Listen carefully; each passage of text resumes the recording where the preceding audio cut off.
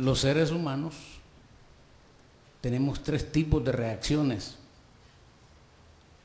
La reacción más racional, pensada, que la ejercen las personas que saben controlarse, que pueden estar en control a pesar de lo que pasa alrededor. La reacción emotiva, que es fruto de las emociones, que pueden ser incontrolables. Y la otra reacción es la más de instintos, la más animal. Como les conté que me pasó a mí una vez que tenía detrás de mí, a mis 14 años, ¿verdad? Más o menos, a un muchacho que era de Armenia, que era mi condiscípulo detrás de mí en el pupitre. Yo me gustó siempre sentarme adelante para oír mejor a los maestros. Y este compadre estaba detrás de mí y el gusto de él era sacar un lápiz y estarme pinchando la espalda. Y yo, como ya más o menos tenía influencia evangélica y mis padres me habían enseñado a no reaccionar, ¿verdad? Pero como que un día me cansé, y algunos días me han escuchado esto, que sin pensar, solo estiré el brazo así y le di en su nariz.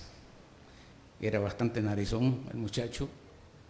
Inmediatamente salió la sangre, ¿verdad? Le saqué sangre de una reacción instintiva de cansancio. Yo la llamo reacción animal, ¿verdad? No pensada. Somos eso. Yo estaba recordando los bombazos esos que han puesto en varios países, ¿verdad? Los cohetes que han caído en Siria, niños muertos, despedazados, mujeres. Y lo que las noticias traen a las pantallas muchas veces no es cierto.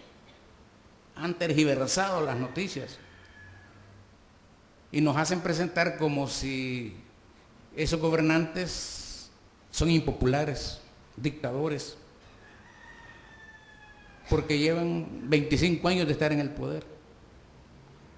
Lo que no dicen es que en esas culturas ese es el estilo de gobernar, así como los reyes que por herencia pasan el cargo. Y habiendo sido un país más desarrollado que el nuestro, ahora es un desastre. Y los países europeos cierran sus fronteras, no quieren más refugiados. El Donald Trump, con solo que anunció el muro, aunque no lo ha hecho, ya la gente, los que están allá quieren salir y los que están aquí ya no quieren ir. Pero los desesperados siempre se van y los desesperados allá no quieren salir.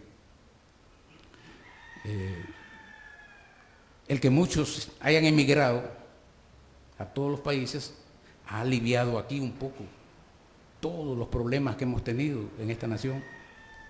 Los que viven aquí y permanecen aquí saben lo que hemos vivido. Bien, por otro lado, creo que damos gracias a Dios. Estamos llegando al día más grande de la fe. Algunos de ustedes han descansado, han paseado, han ido al mar, han ido a la montaña.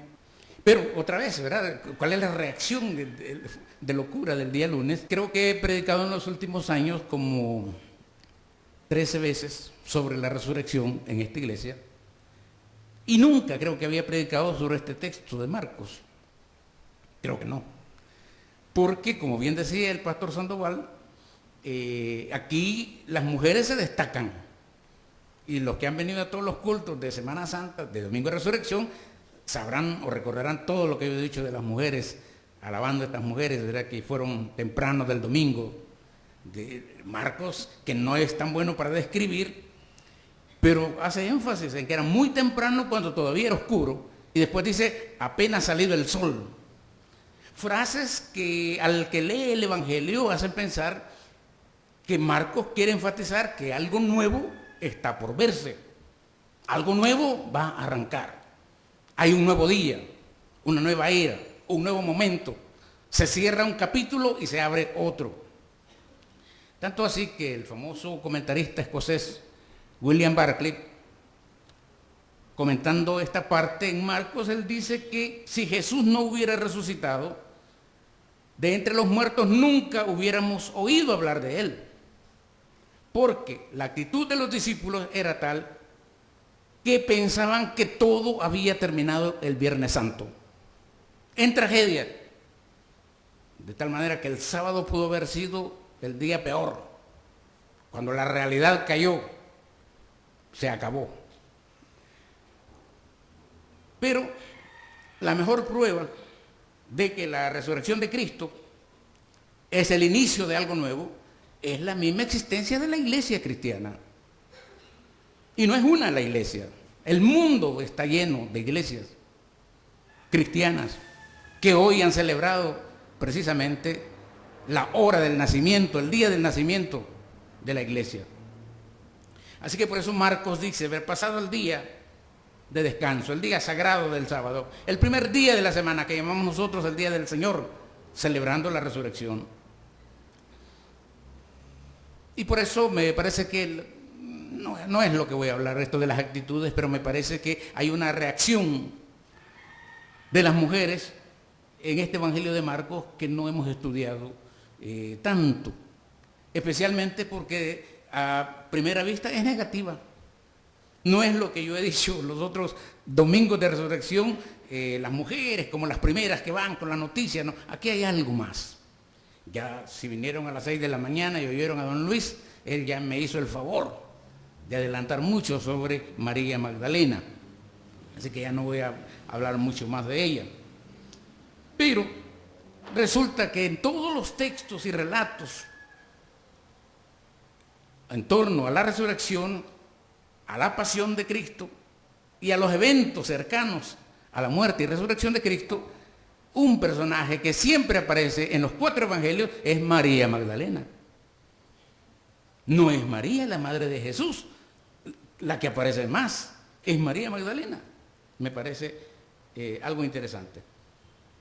Jesús, como sabemos, fue enterrado apresuradamente en una tumba ajena de un ricachón que era simpatizante de los cristianos, porque ya se venía el día sábado, y el día sábado empezaba más o menos a las 6 de la tarde del viernes. Entonces había que enterrarlo lo más rápido posible. No hubo tiempo para preparar el cuerpo según la costumbre de aquellos días, ¿verdad? Que era un poco retardar la descomposición del cuerpo con algunos ungüentos, algunas drogas quizás, ¿verdad? Unos pomadas, brebajes, para que el cuerpo, aún en la descomposición, hueliera feo menos. O sea, no hueliera tan mal. Marcos nos da los 3 nombres como para identificar claramente a estas mujeres que fueron testigos y testigas, mejor dicho, del momento de la cruz, del momento en que van a la tumba y está vacía y posteriormente se convierten en mujeres que tendrán algo que decir sobre la resurrección. Estas mujeres, igual que los discípulos más, no pensaban encontrar a Jesús vivo, a pesar de que él había anunciado tantas veces que después de 3 días había de resucitar. No creo yo. ¿Por qué?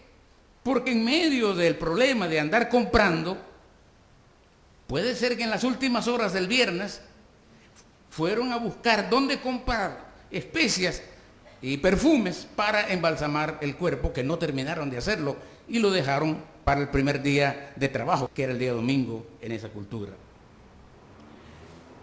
Ya van de camino temprano, antes que el sol salga.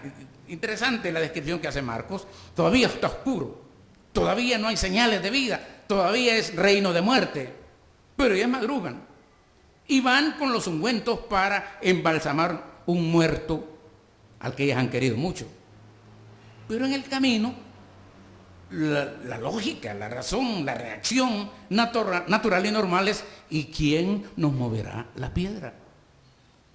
Porque habrían visto que la tumba fue cancelada con una gran roca, una tapa algunos dicen que era cuadrada, otros dicen que era redonda. El caso es que una gran piedra que tapaba y encajaba muy bien en las entradas de las tumbas para evitar que los olores salieran de los sepulcros. Pero le preguntan: ¿y quién nos va a remover la piedra?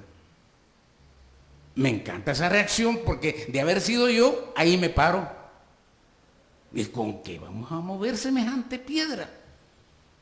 Ya no vamos. Inútil. Regresémonos. Así somos, ¿verdad? Es decir, si podemos anticipar un obstáculo, no seguimos adelante. Mejor evitar una cobardía, dice la gente, ¿verdad? Entonces, nos evitamos enfrentar el obstáculo. Pero ellas ven el problema y no se paran. Deciden seguir adelante al camino, sin resolver el problema. Ahora bien, Marcos no dice cómo es que la piedra fue removida. Algunos dicen que comentando el Evangelio de San Mateo, dale por cómo se describe al ángel sentado sobre la piedra, como que adentro habría habido una explosión. En todo caso, una explosión de vida, que derrumbó la tapadera y cayó al suelo y el ángel se sentó ahí. Marcos, que escribió probablemente 40 años después que las cosas habían pasado, y que fue el primero que se preocupa por poner por escrito, como diría después Lucas, ¿verdad?, las cosas que entre nosotros han sido ciertísimas, para que conste, para que otros lean, para que se conozca la historia. 40 años después Marcos empieza a escribir sobre este suceso. Pero, porque si eso es cierto, quiere decir que cuando Marcos está escribiendo esta historia, lo que está pasando en su mundo no es nada agradable. O bien está a punto la ciudad de ser invadida por el ejército de Tito, el emperador que llegó a ser más tarde emperador de Roma, o bien para aquel momento ya no había ni templo ni ciudad, o por lo menos estaba en ruina, porque cuando Tito invadió en el año 70 la ciudad de Jerusalén, lo hizo con la hazaña de hacerla desaparecer. Después, por supuesto, también de fenestrar la misma religión judía, burlándose de la religión. Pero Marcos no nos dice cómo es que la piedra fue quitada. Se limita a decir que la piedra estaba quitada. Y entonces se nos ocurre que la piedra no fue quitada para dejar salir a Jesús. En la lógica uno diría, pues sí, hay que quitar la piedra para que Jesús salga. Pero a Marcos no le interesan esos detalles. Marcos insinúa que la piedra y la tumba queda abierta en función de la gente que iba a llegar a querer ver, en función de los testigos oculares. Porque Jesús ya para ese momento había entrado a la gloria de Dios. Y entonces no era ni necesario que la tumba fuera abierta. La tumba fue abierta para que los humanos pudieran constatar que allí estuvo el cadáver, que allí hubo un muerto. Pero la tumba vacía no probaba que Jesús había resucitado. Con razón el otro evangelio, ya más redactado tardíamente, dice que había la sospecha que los discípulos se pudieran haber robado el cadáver.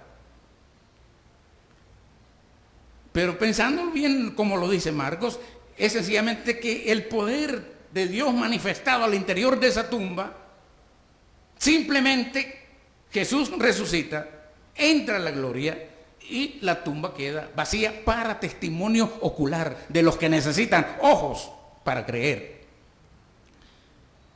Sin embargo, como el ojo no es buen creyente, en la escena aparece un joven, dice la versión que yo estaba consultando. Otras versiones dicen, incluso Mateo dice que eran 2 ángeles. Aquí dice un joven, vestido con vestiduras resplandecientes. Me encanta esa figura. Y los ángeles son puestos ahí muchas veces para hacer representaciones de Dios.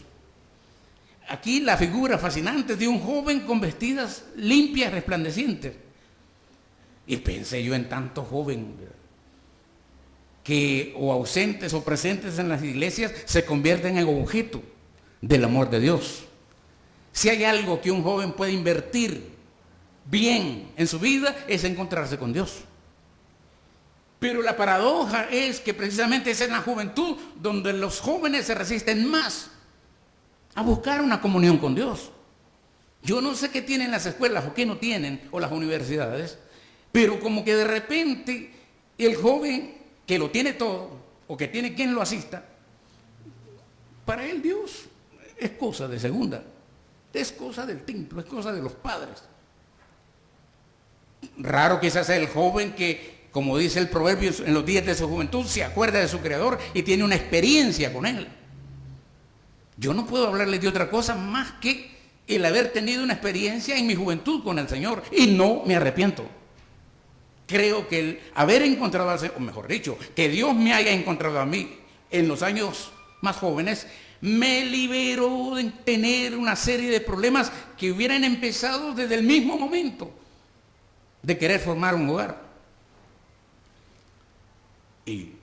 Pero me pregunto yo, ¿no será que los jóvenes no encuentran el suficiente desafío en los adultos? ¿No será que los adultos no son el mejor ejemplo de cómo se vive la fe para la juventud? Empezando por los padres, ¿verdad? Tenemos los padres la estatura espiritual para poder enseñar con amor. ¿Cuál es la reacción de las mujeres al llegar? Bueno, ya tenían resuelto el problema. No había piedra tapando la tumba. Pero ahí está el joven ese extraño. Llámelo ángel si quiere, pero para mí era la representación de Dios mismo. Como que Dios se tome el trabajo de esperar que lleguen las mujeres para ser el mismo y decirles, no está aquí. Ha resucitado, ha vencido la muerte. Vean, miren, compruébenlo. Porque la fe nuestra necesita ojos, necesita oír para poder convencerse. Creo yo que, reflexionando en eso, lo que este joven estaba haciendo ahí es guardando las evidencias de la tumba vacía, para que a partir de ahí las mujeres fueran a comunicar que el cuerpo no estaba ahí, pero más que el cuerpo no estuviera, que él había resucitado, había vencido a la muerte. Pero hay algo más. Detrás de eso hay una orden: vayan a Galilea para ver a Jesús resucitado. Miren qué interesante. Ellas vienen a la tumba a buscar un muerto. Y un vivo, joven, les dice, vayan a Galilea, a la otra esquina, como cuando jugaban partido de aceite. No, vayan a la otra esquina, a la esquina ya de Galilea, y ahí verán a Jesús resucitado. Fantástico. Es decir, no está en Jerusalén, en la tumba. Jesús no resucitó en el templo. Jesús se le puede encontrar en Galilea. ¿Y por qué en Galilea? Precisamente segundo Galilea creo que escribió un libro, ¿verdad?, que se llamaba La cosa empezó en Galilea. Porque fue en la sinagoga, que bien describió don Luis esta mañana, donde Jesús empezó toda su tarea. Donde empezó a decir, hoy se ha cumplido esta escritura. Y empezó el ministerio de Jesús. ¿Por qué? Tan fácil que hubiera sido que Jesús se presentara ahí mismo. Vaya, aquí estoy resucitado, vayan y díganle al mundo que estoy resucitado. Pero no. El joven les dice, ¿quieren ver a Jesús resucitado? Vayan a Galilea. No está en la ciudad santa, no está en el templo, allá en Galilea. Galilea de los gentiles. No se encuentra en la tumba. Y sus amigos y discípulos y creyentes tienen que ir a Galilea para encontrarle. ¿Pero para qué? No solamente para verlo y comprobar que estaba resucitado. Es para volver a retomar el camino supuestamente cortado con la muerte de Jesús. Porque en la mentalidad de tragedia, en la reacción de tragedia, era necesario retomar el camino, retomar la misión, volver de nuevo. La cosa continúa. Esto no ha terminado. Hay un camino más que recorrer. O sea que también ese es el mensaje de resurrección. Retomar los caminos del Cristo resucitado. Lo celebramos año con año, igual que la Navidad, ¿verdad? Menos mal, decía yo, que no acostumbramos a darnos regalos en Domingo de Resurrección. ¿Y por qué no? A mí me encantaría que el Domingo de Resurrección fuera también de intercambio de regalos como en Navidad. Porque tan es regalo de Dios que Jesús encarnó como en la Navidad, como es regalo de Dios que Jesús fue entregado por Dios mismo para ofrecernos la liberación total de las cadenas que nos impiden ser humanos, que nos impiden ser santos, que nos impiden ser perfectos. Entonces de eso se trata. Ahora sabiendo quién es Jesús, ahora sabiendo también quién ha sido Jesús y quién será Jesús. Ese mismo que mataron en Jerusalén es el mismo que vendrá. Fue la confesión de fe que después el pueblo de Dios repetía. Porque ahí en Jerusalén, los que oyeron a Jesús, los que le rechazaron, se puede oír en el lamento de cuando Jesús dice: Jerusalén, Jerusalén, que matas a tus profetas y apedreas a los que te son enviados.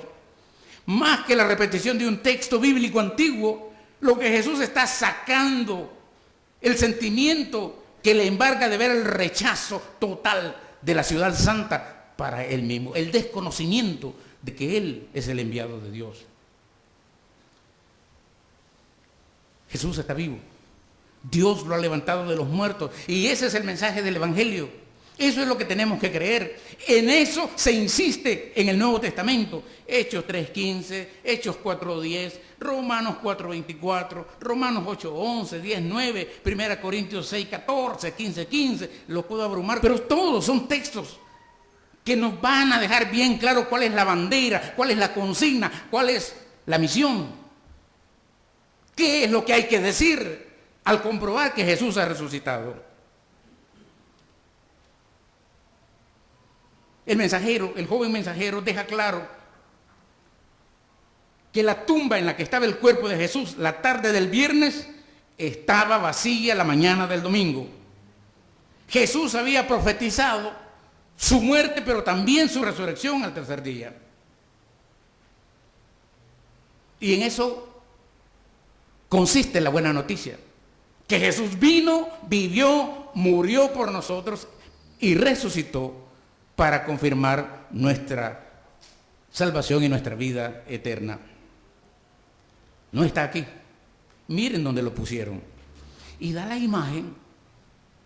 ¿Se acuerda usted de la resurrección de Lázaro? Que ya Lázaro está resucitado y Jesús tiene que decirle: suéltenlo, déjenlo ir. ¿Por qué? Porque estaba vivo, pero estaba envuelto en la mortaja, que eran especies de vendas que envolvían los cadáveres. Pues algunos hasta piensan que lo que se podía ver, creo que San Juan el que da esa idea, lo que se podía ver en la tumba era las ropas todavía con la forma del cuerpo y solo el turbante que pusieron en la cabeza dobladito. Y puede ser, porque en el caso de Lázaro Jesús dice: suéltenlo, déjenlo ir. Entonces la idea que Marcos da es que Jesús retomó su vida sin necesidad siquiera que tuvieran que deshacerle las vendas que habían amortajado su cadáver. En conclusión, lo que tenemos que darnos cuenta es que la resurrección fue un acto de Dios. Lo que pasó al interior del sepulcro, no solamente no lo sabemos, es que aunque se supiera, no habría palabras para describir qué pasó, cómo pasó. Lo que podemos ver son las evidencias, las consecuencias, pero no la maravilla que sucedió, que un muerto vuelve a la vida y no está. O sea que la prueba que el ángel o el joven les ofrece es que la tumba está vacía. Vengan y vean el lugar donde fue puesto. Ustedes pueden ver por ustedes mismas que no está aquí. De tal manera como si Marcos nos quisiera decir que no hay que buscar que la prueba de la resurrección de Cristo es la tumba vacía. La prueba de la resurrección de Cristo es la revelación de Dios dentro de esa tumba. El efecto es la tumba vacía, pero lo que ahí pasó adentro es tarea de Dios, incomprensible, indescriptible, pero es lo que Dios hizo en aquella hora. Por eso es que hoy no puedo hablar bien de las mujeres, Yo he hablado todos estos años bien de ella, pero no. Porque la reacción que tienen es la que uno no espera. Dice que ellas se quedaron estupefactas de terror y de temor. Se asustaron. Y a usted cuando le han dado un susto, ¿verdad? Del tipo que sea, usted sabe que uno no haya ni cómo reaccionar. Los que se asustan con los temblores, yo les recomiendo no se asusten, razonen un poquito. No sé si les conté que cuando el enjambre del terremoto de febrero del 2001 fue también en la misma zona donde vivimos nosotros. Y si se recuerdan, era un día sábado, creo que era 16 de febrero más o menos, en esa zona tembló desde las 2 de la tarde hasta las 6 de la tarde cada 20 segundos. ¿Se acuerdan? No pasó eso en todos lados quizás, pero en la zona nuestra cada 20 segundos. ¿Qué cree que hice yo? Yo bajé todos los santos, y es que se bajan, ¿verdad? Oré todas las oraciones que me puedo. El caso es que yo sentado en una mecedora que tengo, se me paralizaron las piernas. Nadie se dio cuenta, solo yo que estaba sentado ahí como faraón, viendo que aquello temblaba cada rato. Y en eso se me prendió el foco. Yo dije, voy a ver, ¿por qué tiembla tanto? Y descubrí que ya existe un mapa de lo que llaman las brechas esas que hay dentro de la Tierra, las fallas. Está mapeado y se puede encontrar en internet. Y me di cuenta que hay una falla que atraviesa por el Hermano Lejano y otra, Dios gracias, por la UCA. Yo vivo entre las dos. ¿Cómo no iba a temblar por mi casa? Fallas que pueden tener arriba unos 20 centímetros hasta 1,5 metros y de profundidad hasta 5 kilómetros. ¿Cómo no va a temblar la tierra? Pero si usted lo entiende, bueno. Y el salmo aquel, pues, ¿qué dice? No temeremos aunque la tierra sea removida. ¿Dónde queda? Muchos han muerto por salir corriendo y les cae un vidrio encima. No, piénselo, razone. No reaccione instintivamente. Una señora, por ejemplo, de esas que reaccionan así, sale corriendo y después se acuerda que el niño tiernito lo había dejado adentro. Usted no lo cree porque es mamá, pero pasó. Sálvese quien puede, y estaba ahí el niño adentro, de 6 meses. Creo que las mamás no hacen eso, pero ya lo ven, una reacción muy instintiva. Bien, termino ya. ¿Por qué hablar de estas mujeres miedosas, temerosas? El ángel les dice, ve a decirle, y especialmente a Pedro, que se vayan a Galilea, que allí van a ver a Jesús resucitado. ¿Y qué hicieron ellas? ¿Cree que salieron corriendo con el pito y el tambor, como decimos? No. Es más, quizás nunca sepamos qué es lo que realmente pasó, porque el Evangelio de Marcos termina precisamente en el versículo 8, en la primera línea.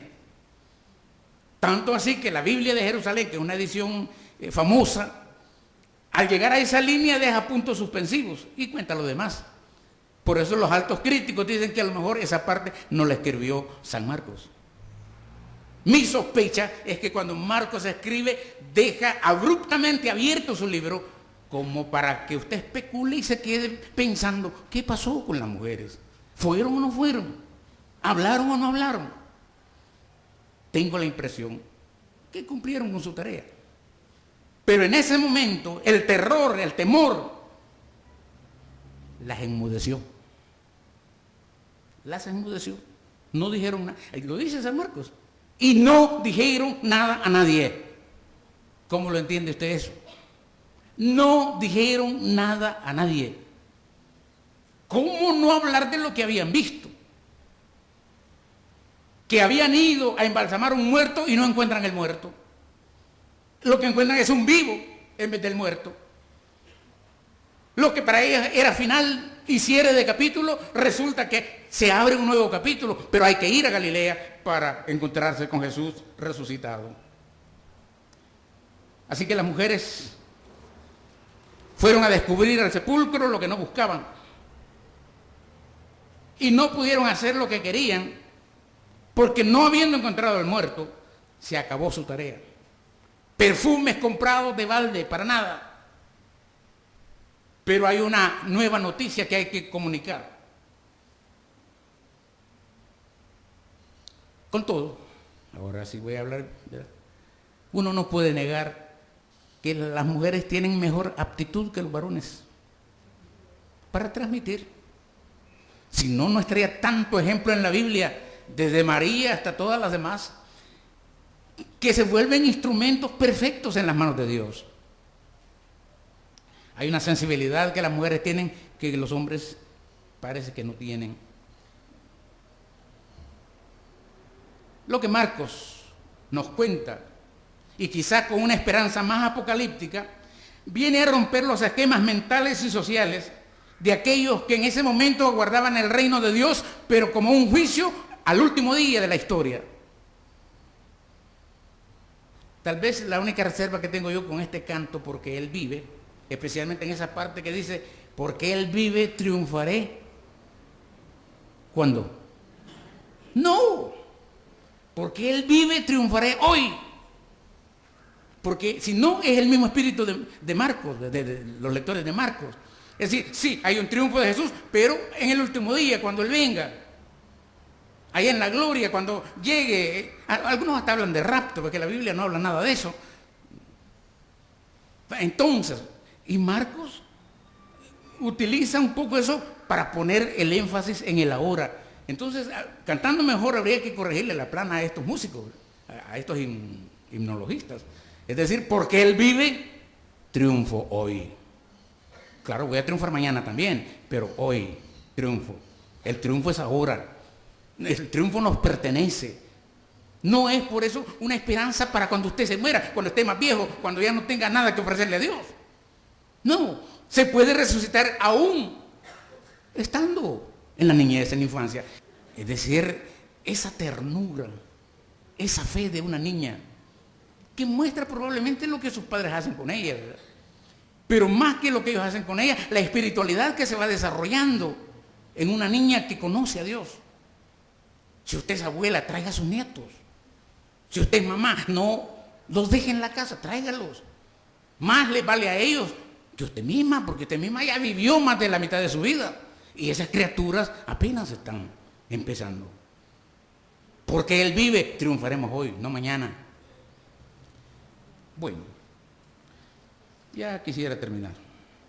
Y no quiero terminar con una nota negativa. Simplemente para decir que cuando Marcos nos cuenta esto, y queda en el aire, estas mujeres paralizadas prácticamente por el terror, mudas de miedo, con una carga de que vayan y le digan a los demás apóstoles, intuimos que a lo mejor fueron. Pero Marcos nos deja así en capítulo. Como quien dice, lean los otros evangelios que ahí ya se cuenta algo más. Es un nuevo comienzo.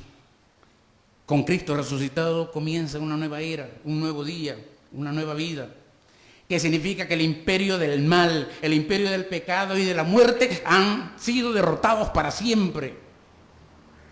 Ese desafío vale para este siglo y para los 20 que han pasado y para más atrás. Porque nos obliga a nosotros hoy a no ser tan ingenuos, a identificar los instrumentos y las fuerzas de mal y de pecado que hacen la vida imposible en nuestra nación. No para condenarlos en primer lugar, sino para orar por esta situación. Y Dios se encargará de ellos. Porque de que Dios es juez, es juez. Y aquellos que caminan por senderos del mal solo pueden cosechar los frutos del mal. No podemos ser ciegos ni ingenuos frente al origen de las fuerzas diabólicas. Por tanto, hemos de identificarnos con las fuerzas contrarias, que son las fuerzas de la vida.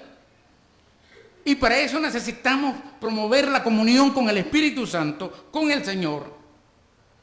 Identificar las fuerzas de vida que pueden mantener todavía la esperanza en esta nación y en cualquier otra. Porque en un ambiente de muerte generalizado, donde la población se agobia, se requieren iglesias que sean valientes de veras en proclamar todo lo que Jesucristo significa para transformar situaciones embargadas por el mal. Si usted lo cree, levántese ya. No de su asiento, levántese de su sepulcro. Levántese, como dice el profeta Isaías, del sepulcro que lo tiene cautivo y retenido. Crea en el perdón de Dios. Crea que lo que Dios le ofrece es el comienzo de una nueva vida. Crea que usted tiene que salir de su Jerusalén para ir a la nueva Galilea, a encontrarse con Jesús resucitado. Porque ahí va a descubrir, como también lo insinúa Marcos, en otras palabras y quizás de otra manera, ahí nace la gran comisión. El Viernes Santo, en la predicación, se llamaba también a no olvidar que cada uno de nosotros tiene sobre sus hombros la responsabilidad de ser comisarios, comisionados de la buena nueva de Jesús. Pero como dijimos hoy en la escuela dominical también, nadie puede dar lo que no tiene. Si uno no es convertido, no puede hablarle a otros de conversión. Si uno no ha entregado su vida a Cristo totalmente, tampoco puede apelar a otro a que haga lo mismo. La santificación es un proceso diario. La justificación, la declaración donde Dios dice que no tiene nada en contra de nosotros, es algo que vale para cada segundo de su existencia. Pero reconocemos también que cada minuto de su existencia puede ser una lucha contra los antivalores, contra los malos hábitos, contra las malas compañías. Una lucha que no se lucha solo, una lucha que Cristo ofrece su asistencia y su presencia. Como decíamos en la clase también, se requiere estar en Cristo. Y para los que están en Cristo, dice Romanos, son aquellos que andan no conforme a la carne, sino conforme al Espíritu. Reconociendo que el concepto de carne y de espíritu para nosotros es la integridad de la vida. Reconociendo nuestras propias debilidades y nuestras propias luchas, pero sabiendo que desde que nos hemos entregado a Cristo, no luchamos solos. Ahora, si usted siente soledad, si usted siente abandono, usted necesita de Cristo. Si usted no siente fuerza para seguirle haciendo frente a las dificultades de sus problemas personales, familiares o los del entorno, usted necesita ir a buscar a Jesús resucitado, no en Jerusalén, sino en Galilea, la Galilea de los gentiles, donde realmente se probaba en medio de un pueblo de duro corazón la pureza también del Evangelio. Que Dios los bendiga.